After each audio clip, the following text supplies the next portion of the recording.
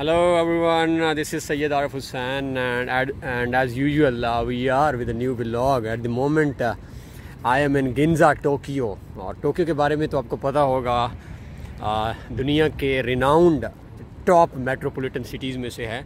अभी मैं टोक्यो के डाउनटाउन में नहीं हूँ, जो कि शिबुया के नाम से जाना जाता है, जो कि इससे भी ज़्यादा डेवलप्ड है, बट स्टिल मैं यहाँ पे गिंजा में मौजूद हूँ and you can see the level of development. और आप देखें प्रॉपर, ये देखें जी, फुटपाथ्स आराम से लोग चल रहे हैं, यहाँ पे साइकिलिंग कर सकते हैं आप। वो देखें साइकिलिंग सामने, and it's may be 11 o'clock at night.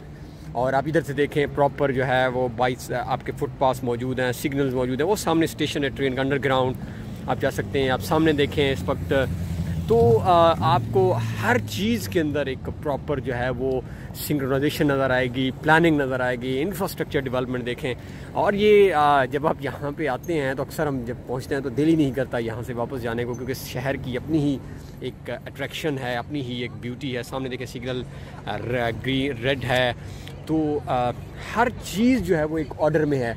Safest city है। हेलो हेलो हेलो हाय हाय।